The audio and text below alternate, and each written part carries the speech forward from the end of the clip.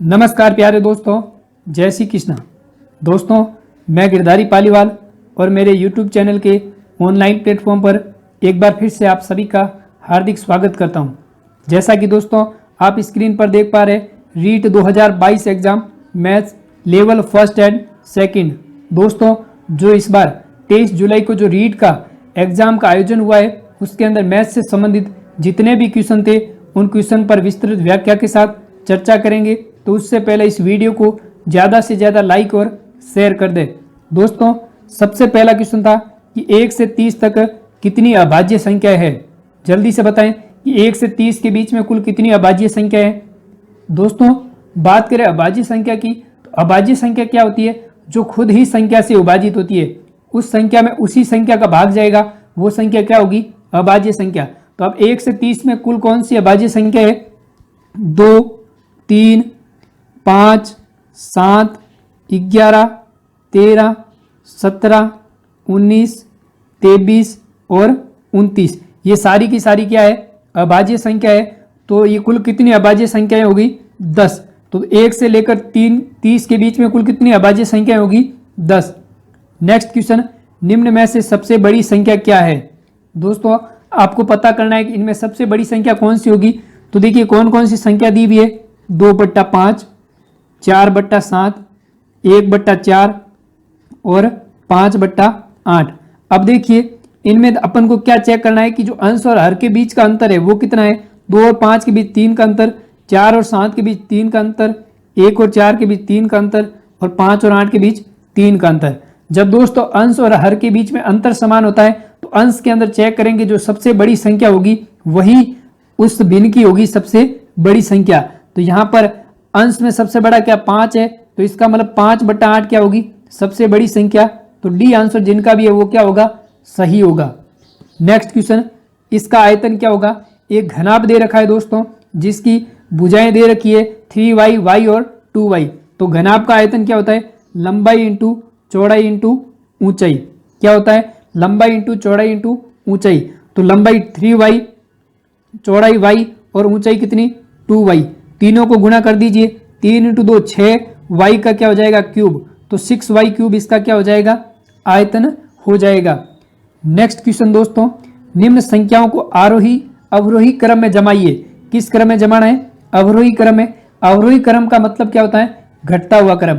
अब देखिए संख्या क्या है? एक तो है 3/7, एक है 4/9, एक क्या है 2/3 और एक क्या है 5/8। अब इनको हमें घटते हुए क्रम में जमाना है। तो दोस्तों हम क्या करेंगे, जो इनका अंश है, अंश के साथ में क्या लगा देंगे? एक एक जीरो लगा देंगे। क्या लगा देंगे? जीरो लगा देंगे। अब इन संख्याओं में क्या करना है? हमको भाग लगाना है। 30/7 क्या हो जाएगा? 4.2। 40/9 कितना हो जाएगा? 4.4 और 20/3 कितना हो जाएगा? 6.6 और 50/8 कितना हो जाएगा? 6.2। अब इसके अंदर सबसे बड़ी संख्या कौन सी होगी? 6.6 यानी कौन सी? 2/3। उसके बाद में 2/3 से छोटी संख्या क्या हो जाएगी? 6.2 वाली 5/8। उसके बाद में छोटी संख्या कौन सी हो जाएगी? 4.4 वाली, तो 4/9 और उसके बाद में हो जाएगी 3/7। तो ये इसका क्या हो गया? अवरोही क्रम यानी घटता हुआ क्रम। नेक्स्ट क्वेश्चन, कि एक व्यक्ति ने 1800 रुपये में एक साइकिल खरीदी और उसे 12% लाभ पर बेच दिया, तो वस्तु का विक्रय मूल्य ज्ञात कीजिए। बहुत ही अच्छा क्वेश्चन था। वस्तु का आपको सीपी दे रखा है। सीपी कितना दे रखा है? 1800 रुपये। ठीक है। अब इस पर 12% लाभ पर बेच दिया, यानी कि 1800 रुपये क्रय मूल्य, 12% लाभ यानी कितना हो जाएगा? 112/100। 2 जीरो से 2 जीरो गया। 18 × 112 कितना हो जाएगा? 2016। तो वस्तु का विक्रय मूल्य कितना आ गया? 2016 रुपये। दोस्तों, साथ ही साथ वीडियो को जितना हो सके ज़्यादा से ज़्यादा लाइक और शेयर करते रहे और चैनल को जरूर सब्सक्राइब करें। नेक्स्ट क्वेश्चन, 420 के अभाज्य गुणनखंड क्या होंगे? दोस्तों, आपको अभाज्य गुणनखंड विधि से 420 के अभाज्य गुणनखंड बताने हैं। तो क्या क्या हो जाएंगे? 2 × 2 × 3 × 5 × 7। ये इसके क्या होंगे? अभाज्य गुणनखंड। ठीक है। नेक्स्ट क्वेश्चन, 2, 5, 7, 8 अंकों को बड़ी से बड़ी संख्या व छोटी से छोटी संख्या का अंतर निम्न में से किससे विभाजित नहीं होगा? जल्दी बताएं दोस्तों कि 2, 5, 7, 8 जो अंक है इनकी बड़ी से बड़ी संख्या और छोटी से छोटी संख्या के अंतर है वो किस संख्या से विभाजित नहीं होगा? तो दोस्तों 2, 5, 7, 8 की सबसे बड़ी संख्या क्या हो जाएगी? 8, 7, 5, 2। ये इसकी क्या बनेगी? सबसे बड़ी। और सबसे छोटी संख्या क्या बन जाएगी? 2, 5, 7, 8। ये क्या हो जाएगी? सबसे छोटी संख्या। अब इनका अंतर ले लीजिए। अंतर कितना आ जाएगा? 12 में से 8 गया 4, 14 में से 7 गया 7, 6 में से 5 गया 1 और 8 में से 2 गया 6। अब इनमें से आपको बताना है कि चारों में से ऐसी कौन सी संख्या है जो इनसे विभाजित नहीं है। तो जो 5 है वो एक ऐसी संख्या है जो 6174 से विभाजित नहीं है। तो डी ऑप्शन आपका क्या हो जाएगा? सही हो जाएगा। नेक्स्ट क्वेश्चन दोस्तों कि 4 व्यक्ति किसी कार्य को 20 दिन में पूरा करते हैं तो 10 व्यक्ति उस कार्य को कितने दिन में पूरा करेंगे? जल्दी बताएं क्या आंसर होगा इसका। दोस्तों M1D1 वाला क्वेश्चन है। M1D1 बराबर M2D2। अब देखिए कितने आदमी? 4 आदमी कितने दिन में कार्य पूरा कर रहे हैं? 20 दिन में। तो वो कह रहा है कि 10 व्यक्ति कितने दिन में ये कार्य पूरा करेंगे? तो D2 आपको ज्ञात करना है। तो D2 बराबर क्या हो जाएगा? 4 × 20/10। 10 का भाग 20 में कितनी बार? 2 बार। तो 4 × 2 बराबर कितना? 8 दिन में ये 10 व्यक्ति उस कार्य को पूरा कर देंगे। नेक्स्ट क्वेश्चन, एक आयत की 2 भुजाएं क्रमशः 2y और 3y है तो आयत का परिमाप क्या होगा? बहुत ही अच्छा क्वेश्चन था। आपको पता है कि आयत का परिमाप क्या होता है? 2 कोष्ठक लंबाई प्लस चौड़ाई। क्या होता है? 2 कोष्ठक लंबाई प्लस चौड़ाई। 2 कोष्ठक लंबाई कितनी है? 2y और चौड़ाई कितनी है? 3y। ठीक है, तो 2 × 2y और 3y कितना हो गया? 5y। तो 2 × 5y कितना हो जाएगा? 10y। तो आयत का परिमाप कितना आ जाएगा? 10y। नेक्स्ट क्वेश्चन, 2100 के धन पर 8% वार्षिक दर से 2 वर्ष और 3 वर्ष के ब्याज का अंतर कितना होगा?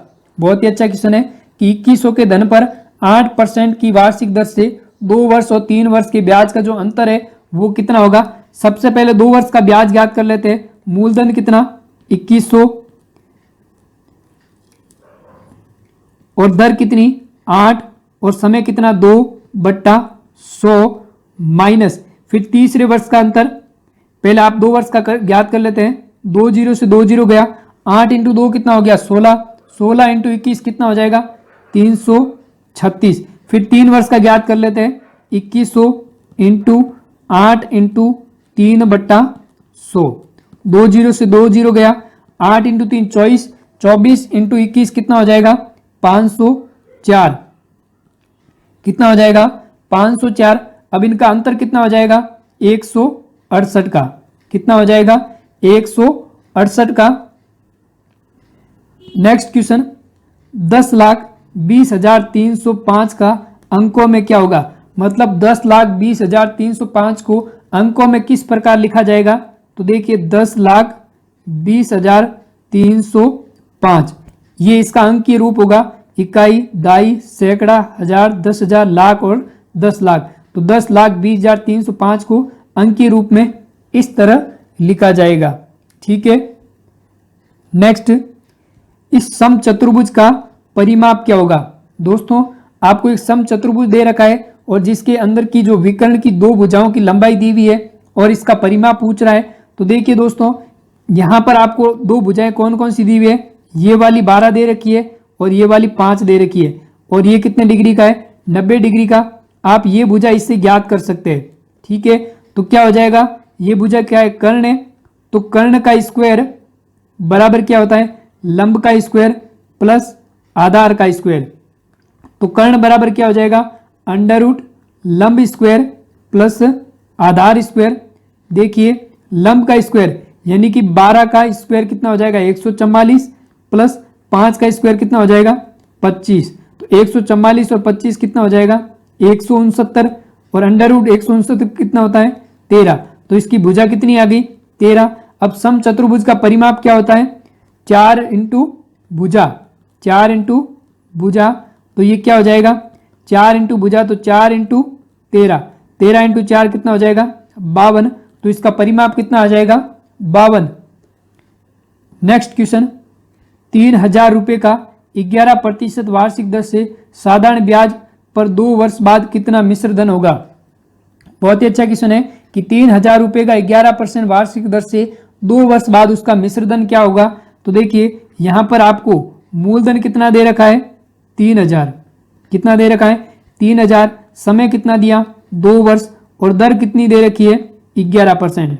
तो आपका जो यहाँ पर ऐसा ही है वो ब्याज कितना हो जाएगा मूलधन इंटू दर इंटू समय बटा 100, यानी कि 3000 इंटू 11 इंटू 2 बटा 100, 2 जीरो से 2 जीरो गया, 11 इंटू 2 22, 22 इंटू 30 कितना हो जाएगा 660। तो ऐसा ही कितना आ गया 660।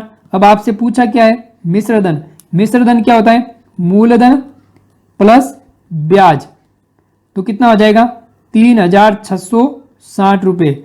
ये ऑप्शन जिनका भी है वो आपका सही होगा।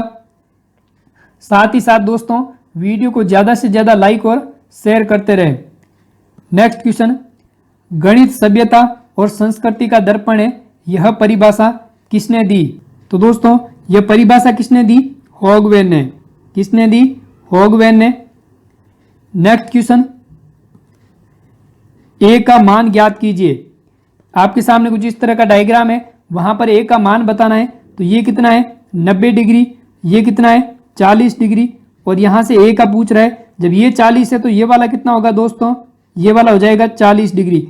अब देखिए ये पूरा कोण कितना होता है 180 डिग्री, जिसमें 90 प्लस 40 प्लस ए बराबर कितना हो जाएगा 180।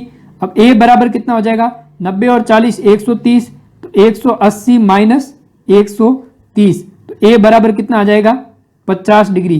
तो जिनका भी 50 डिग्री है वो आपका क्या होगा सही आंसर होगा। नेक्स्ट क्वेश्चन, अंश और हर का योग 55 तथा भिन्न का मान कितना है 3/8, तो मुख्य भिन्न क्या होगी।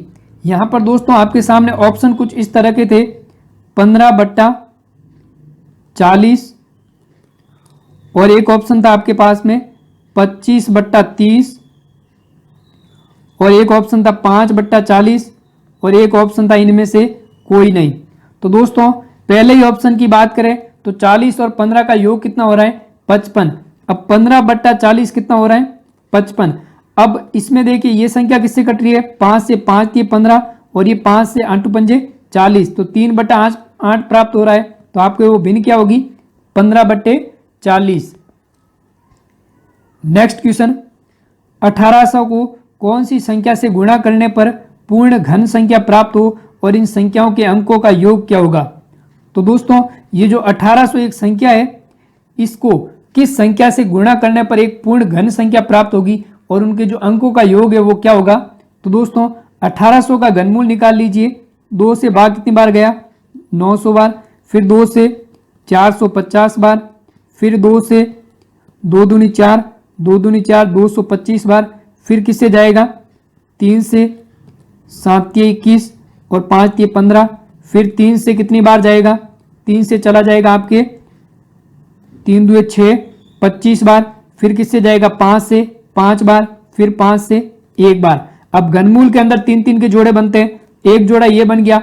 अब 3 के 2 ही बन रहे तो एक तो 3 की कमी, दूसरा 5 के भी 2 बन रहे तो एक 5 की कमी, तो कितना आ जाएगा 15। अब यहां पर वो क्या कराए कि इनके अंकों का योग, तो 1 और 5 का योग कितना हो जाएगा 6, तो आपका आंसर क्या होगा 6 आंसर आपका क्या होगा सही होगा। नेक्स्ट क्वेश्चन, 20 रुपये 10 रुपये और 5 रुपये के नोटों का अनुपात कितना है 3:4:5 तथा कुल पैसों का योग कितना है 1000, तो 5 रुपये के कितने होंगे, तो 5 रुपये के कितने नोट होंगे। तो देखिए आपके सामने क्या दे रखा है 20 रुपये 10 रुपये और 5 रुपये के नोटों का अनुपात, किसका अनुपात दिया हुआ है नोट का अनुपात कितना है 3:4:5। अब जब नोट का अनुपात दिया है तो यहां से अपन राशि ज्ञात कर सकते हैं। तो 20 रुपये के 3 नोट कितने रुपए हो गए 60 रुपये, 10 रुपये के 4 नोट कितने हो गए 40 रुपये, और 5 रुपये के 5 नोट कितने हो गए 25 रुपये। अब यहाँ पर कुल राशि कितनी होगी 60 और 40 100, 100 और 25 कितने हो गई 125। यहाँ पर 125 कुल राशि, लेकिन क्वेश्चन में क्या कह रहा है 1000 रुपये, तो 1000 बटा 125। अब क्या पूछ रहा है कि 5 रुपये के नोटों की संख्या इंटू क्या कर देंगे 5। ठीक है, तो 5 से 125 कितनी बार 25 बार, और 25 का भाग 1000 में कितनी बार 40 बार। तो आपका 40 आंसर क्या हो जाएगा सही हो जाएगा। ठीक है, नेक्स्ट क्वेश्चन, कोई धन साधारण ब्याज की दर से 1/4 वर्ष में अपने का 41/40 हो जाता है तो दर क्या होगी। बहुत ही अच्छा क्वेश्चन है कि कोई धन है वो साधारण ब्याज की दर से 1/4 वर्ष में अपने का 41/40 हो जाता है। इसका मतलब आपका जो मूलधन है वो कितना है 40 और मिश्रधन कितना है, मिश्रधन आपका 41। तो यहाँ पर जो ब्याज है वो ब्याज कितने रुपए लगा 1 रुपये। अब 1 रुपये ब्याज लगा तो आपको दर पूछ रहा है, तो दर बराबर क्या हो जाएगी ब्याज इंटू 100 बट्टा मूलधन कितना 40 इंटू समय कितना 1/4, 4 ऊपर चला जाएगा। 4 से 40 कितनी बार 10 बार, और 10 से 100 कितनी बार 10 बार। तो दर कितनी आ जाएगी 10%। जिनका भी 10% है वो आपका क्या है सही आंसर है। साथ ही साथ दोस्तों ज़्यादा से ज़्यादा वीडियो को लाइक और शेयर करते रहें। अगला क्वेश्चन है कि 6 वस्तुओं का क्रय मूल्य 5 वस्तुओं के विक्रय मूल्य के बराबर है तो लाभ प्रतिशत क्या होगा। बहुत ही अच्छा क्वेश्चन है। देखिए 6 वस्तुओं का क्रय मूल्य, तो 6 इंटू CP बराबर 5 वस्तुओं का विक्रय मूल्य 5 इंटू SP, दोनों बराबर है तो CP बट्टा SP क्या हो जाएगा, CP बट्टा SP हो जाएगा 5/6। 5 रुपये में कोई वस्तु लाया 6 रुपये में बेच दी तो 1 रुपये का उसको क्या हुआ लाभ हुआ। अब लाभ प्रतिशत पूछ रहा है तो लाभ प्रतिशत बट्टा लाभ इंटू बट्टा क्रय मूल्य इंटू 100। तो 5 से 100 कितनी बार 20 बार, तो 20% का इसको क्या होगा लाभ हो जाएगा। जिनका भी 20% आंसर है वो आपका क्या होगा सही होगा। नेक्स्ट क्वेश्चन, आपको इस तरह का एक क्वेश्चन दे रखा है। ये क्वेश्चन कुछ इस तरह से था, x की घात 4 माइनस x माइनस 4 की घात कितनी थी 4, इसके फैक्टर निकालने थे। तो इसको हम कैसे लिख सकते हैं, x की घात 4 को x की घात 2, इसकी घात क्या हो जाएगी 2 माइनस x माइनस, यहाँ पर 4 नहीं है, यहाँ पर सही कर देना, यहाँ पर y था, क्या था y। ठीक है, क्या था यहाँ पर y, इसको सही कर देना x माइनस वाई, इसकी घात 2 और इसकी घात भी क्या हो जाएगी 2। अब यहाँ पर कौन सा फॉर्मूला बन रहा है a square minus B square, तो क्या होता है a माइनस बी और एक होता है a प्लस बी, ये फॉर्मूला बनता है। तो यहाँ पर क्या हो जाएगा X square plus X minus Y का स्क्वायर, और उसके बाद में हो जाएगा X square minus X minus Y का स्क्वायर। ठीक है, अब इसको सॉल्व कर लें, X square plus X minus Y का स्क्वायर क्या हो जाएगा X square plus Y square plus 2xy, होगा कि नहीं होगा, यहां पर हो जाएगा माइनस 2xy, क्या हो जाएगा माइनस 2xy। उसके बाद में आगे वाले का क्या हो जाएगा एक्स स्क्वायर माइनस, यहां पर अंदर खोलेंगे तो X square plus Y square minus 2xy आएगा, तो क्या हो जाएगा माइनस का एक्स स्क्वायर माइनस का वाई स्क्वायर और प्लस का 2xy। ठीक है, अब यहां पर देखिए X square plus Y square क्या हो जाएगा, X square plus X square क्या हो जाएगा 2x स्क्वायर हो जाएगा, फिर प्लस का वाई स्क्वायर, उसके बाद में माइनस का 2xy, अरे होगा। उसके बाद में यहां पर एक्स स्क्वायर से एक्स स्क्वायर गया, यहां से एक y कॉमन ले लीजिए, अंदर क्या बच जाएगा 2x माइनस वाई, तो ये इसका क्या होगा फैक्टर। जिनका भी ये आंसर है वो क्या होगा सही होगा। ठीक है दोस्तों, नेक्स्ट क्वेश्चन, दो संख्याओं का योग 22 है और उनके वर्गों का योग 404 है, तो संख्याओं का गुणनफल बताओ। बहुत ही अच्छा क्वेश्चन था कि दो संख्याओं का योग 22 है और उनके वर्गों का योग 404 है। तो मान लीजिए आपके सामने दो संख्या है 20 और 2, ठीक है, तो इनके वर्ग मतलब इन संख्याओं का योग कितना हो रहा है 22 हो रहा है, और इनके वर्गों का योग यानी कि 20 का वर्ग प्लस 2 का वर्ग कितना हो गया तो 20 का वर्ग 400 प्लस 2 का वर्ग कितना हो गया 4, तो आंसर कितना आया 404। अब वो पूछ रहा है कि इन संख्याओं का गुणनफल क्या होगा, तो 20 इंटू 2 बराबर कितना हो जाएगा 40, तो आपका 40 आंसर क्या हो जाएगा, सही हो जाएगा।